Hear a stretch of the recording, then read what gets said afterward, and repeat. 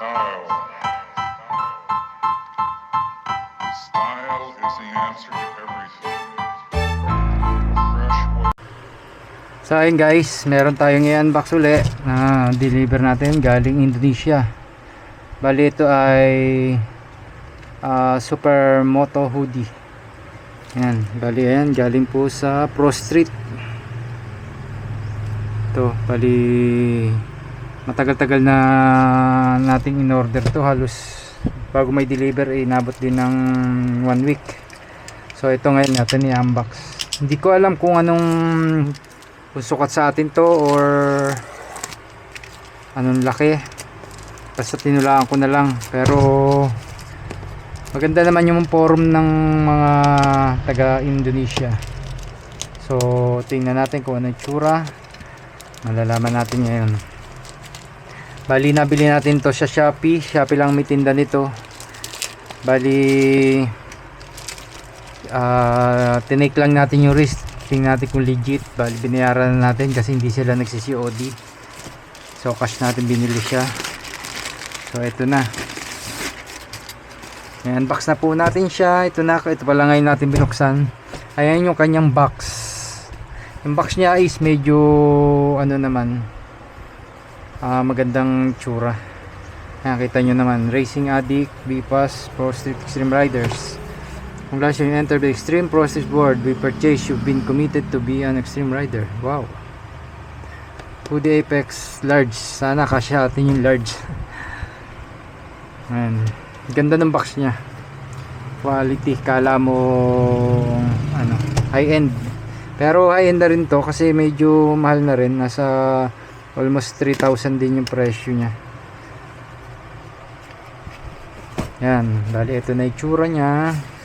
Tadaan!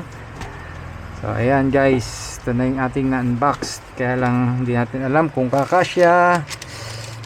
Bali naka-cover naman siya ng plastic. Maganda naman yung pagkakapak niya. Halos ano na, magandang klase, pang ano namang quality. Yan. Then alam nating original, Pro Street original. Yan po, meron po siyang logo ng ano. Kung ganyan ba yung mga gawa sa Pilipinas, kahit pa paano is quality niya, hindi na tayo bibili sa iba. Bali may pre siyang decals, Pro Street. Yan, lalagay natin doon sa ating motard. Dapat ito ay hiningi ko regalo sa akin, kaya lang hindi naman wala magbibigay, so ako na lang talagang bibili. Ayan, bali ito na tsura niya. Sana kasya. So ito meron siyang Danger Extreme Rider only. Wow, pero walang pads sa Extreme Rider ha. Follow us on Pro Street ID. Tararan, please check. Bali printed lang siya na ano, pero kagandahan sa kanya, makapal yung tela niya. Look, ayan o, kapal. Alam mong mga original na hoodie, hindi mga putyo-putyo na hoodie. Tapos printed. Sana lang hindi masira pag nilabhan. Pero mukha naman Extreme Rider only. Ayan ang kanyang ano, talagang mga quality naman yung kanyang mga ginamit. So meron na tayong jacket ng ating hoodie. Ay, ng ating meron pa talaga siyang ano, original Pro Street from Lifestyle. Ayan, tingnan natin yung likod. So ito yung likuran, may Pro Street din. Ayan. So yan, ba't kulang? Ayan, sukat mo natin, then check natin namin ang tsura.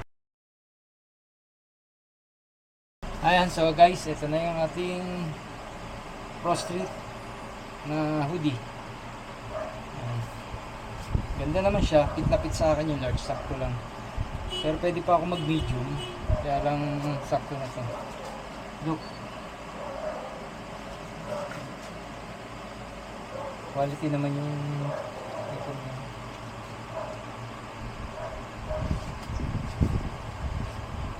So ayan yung ating hoodie. Sakto na ito sa ating